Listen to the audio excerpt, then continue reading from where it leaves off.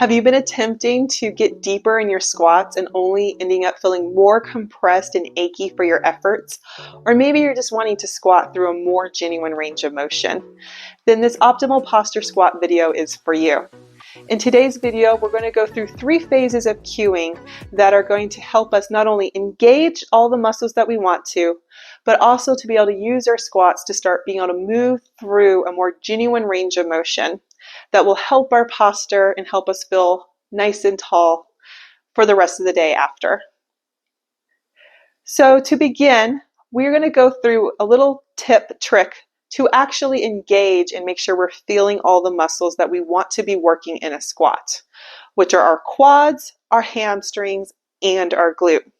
It's very easy to go through a squat and just go through the motions and end up not even feeling any of these muscles. So to do my little trick, we're going to stand tall, unlock your knees, try to find that neutral pelvis so it's not going too far forward or too far back, tailbone pointing down. And we're going to start by just trying to lift our kneecaps.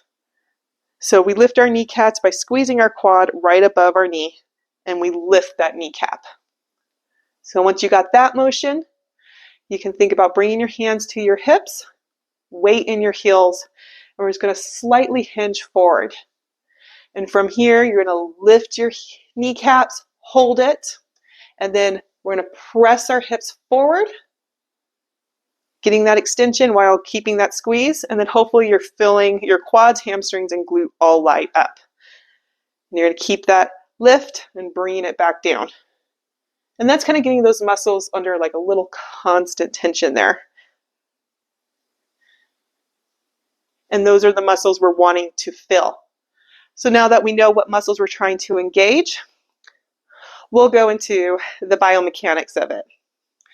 So since most people are in a bit of an anterior pelvic tilt, and they don't have the ability to go into genuine internal rotation, they start a bit more externally rotated.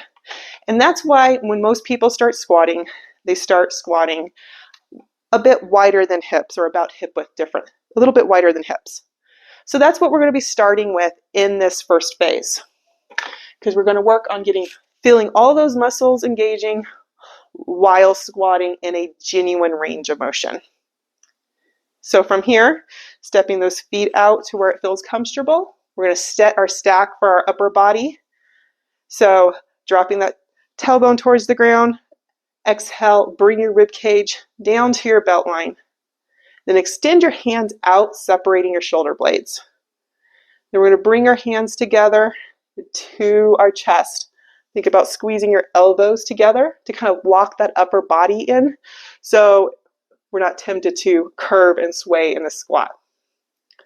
From here, we're going to shift our weight back into our heels, keeping the ball of our big toe down, and then doing that hinge forward, tighten those kneecaps, bringing those kneecaps up, and then we're just going to come down into that squat, coming back up. We'll do that again, bringing it down, pressing into that ball of your big toe on the way up, coming on up. And that's phase 1 of our cues for our squats. Now, phase 2, once you're able to do that and you're able to squat in your genuine range of motion and actually feel the muscles, the next thing we can do is start engaging the internal and external rotation of our legs to help us keep our pelvis neutral. Because as we go down into that squat, it's very easy just to start tipping and tipping if you don't have that strong connection of that rotation in your leg to help keep your pelvis neutral. So that is what our second phase is going to be kind of addressing.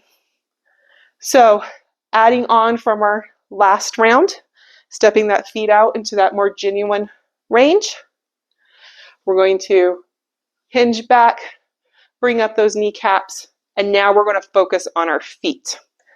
So we're going to start by trying to bring our arches of our feet down while sending our knees to that 3rd and 4th toe. And that is our starting point in this squat. So as we come down, we're going to lift our arches while trying to keep our knees tracking with our toes. So starting to come down, set that upper body, separation in the shoulder blades, elbows together. I'm going to sit down, lifting your arches, bringing it down, and then once you're down here, you're going to flip, collapse those arches, knee to that third and fourth toe, coming back up. Do that one more time, starting with the collapse as you come down, lifting those arches, and then collapsing and firmly pressing down on the way up. And that's phase 2. Now phase 3 is we want to really get wiring into our head that we're to be able to put that weight in our heels while doing these feet movement. And this is where you can start walking your feet in more and more as you get that, feel that strength at keeping that pelvic neutral. So I recommend having something to grab onto, like a door frame or a bar. I'm going to use the beam of my bed here. But what we're going to do is we're going to, use this. So we got that separation of that shoulder blades like we were having, but now we have something to help us. And we're going to come back, wait. So like if you let go, you might fall backwards. Really weight into your heels. You're going to press that ball of your big toe, outside edge of your foot down. And then we're going to add on to those feet cues. So starting with your heels collapsed, you're going to drop down using this to help you come back, lifting those arches, and then collapsing them down, bringing them back up. Think about almost keeping that spine nice and tall. So like you would be like sliding down a wall. And this is really good for wiring that proper mechanics into your body so it knows what to do.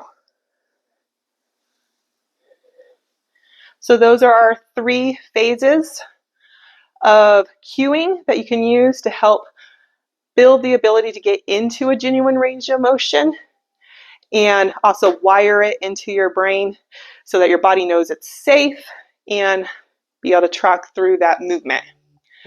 So please check out our other optimal posture videos, and I hope that was helpful, and I hope to see you in another video.